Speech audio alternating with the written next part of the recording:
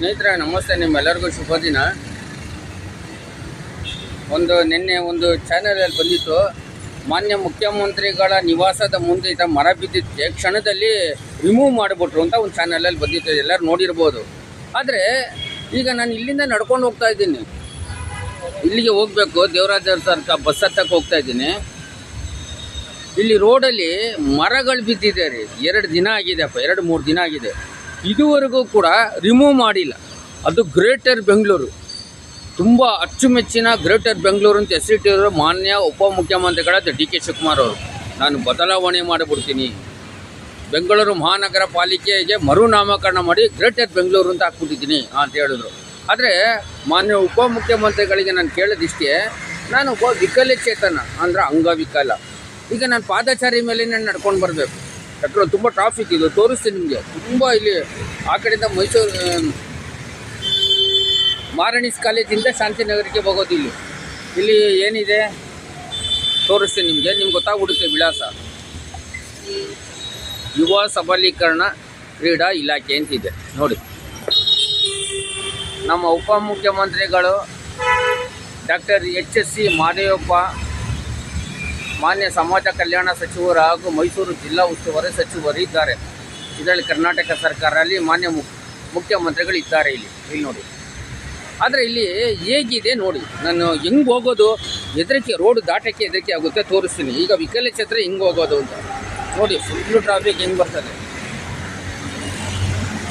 ನೋಡಿದ್ರೆ, ಹೆಂಗೆ ಹೋಗ್ತಾರೆ.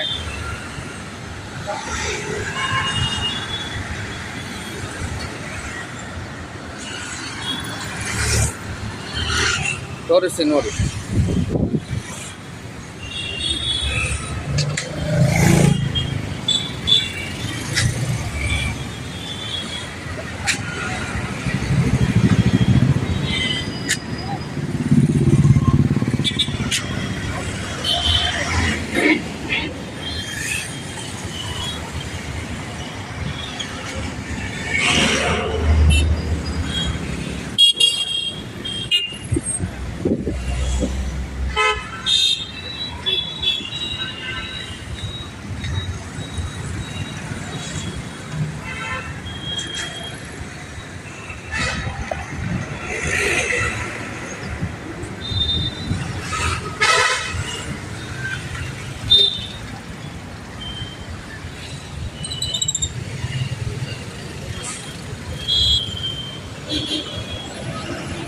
ರಸ್ತೆ ಬದಿಯಲ್ಲಿ ಬಂದರೆ ಭಯ ಆಗುತ್ತೆ, ಯಾಕಂದರೆ ತುಂಬ ನೋಡಿ, ಇದನ್ನು ಯಾವಾಗ ತೆಗಿತಾರಂತೂ ನಮಗೂ ಗೊತ್ತಿಲ್ಲ. ನೋಡಿ ಎಷ್ಟು ಕಷ್ಟ ಆಗ್ತದೆ ಅಂದರೆ, ಅಷ್ಟೊಂದು ಕಷ್ಟ ಆಗುತ್ತೆ. ಹೆಂಗೆ ಹೋಗ್ತಾರೆ ಜನ ನೋಡಿ, ಹೆಂಗೆ ಬರೋಕ್ಕಾಗೋದಿಲ್ಲ.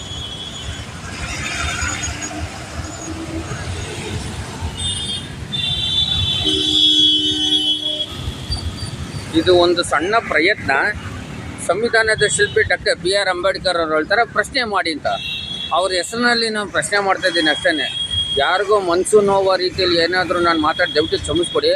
ಆದರೆ ವಿಶೇಷವಾಗಿ ಮಾನ್ಯ ಉಪಮುಖ್ಯಮಂತ್ರಿಗಳಾದ ಡಿ ಕೆ ಶಿವಕುಮಾರ್ ಅವರು ದಯವಿಟ್ಟು ಇದನ್ನೆಲ್ಲ ಗಮನಿಸಬೇಕು. ಫಸ್ಟು ಮಹಿಳಾ ಮತ್ತು ಮಕ್ಕಳ ಇಲಾಖೆ ಮಾನ್ಯ ಶ್ರೀಮತಿ ಲಕ್ಷ್ಮೀ ಹೆಬ್ಬಾಳ್ಕರ್ ಅವರಿಗೆ ನಾನು ವಿಡಿಯೋ ಅರ್ಪಣೆ ಮಾಡ್ತಾಯಿದ್ದೀನಿ.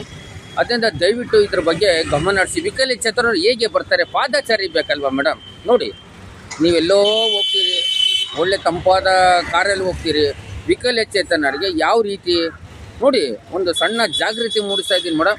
ನಿಮಗೂ ಮನಸ್ಸು ನೋಯೋ ರೀತಿಯಲ್ಲಿ ನಾನು ಮಾತಾಡ್ತಲ್ಲ. ವಿಕಲಚೇತನರು ಪಾದಚಾರಿಯಲ್ಲಿ ಓಡಾಡಬೇಕಲ್ಲ, ಮತ್ತು ಹೇಗೆ ಇದನ್ನು ಬೇಗ ಆದಷ್ಟು ಸಂಬಂಧಪಟ್ಟ ಅಧಿಕಾರಿಗಳು ಇದನ್ನು ತೆರವುಗೊಳಿಸಬೇಕು ಅಂತ ನಾನು ಮನವಿ ಮಾಡ್ತೀನಿ. ಧನ್ಯವಾದ.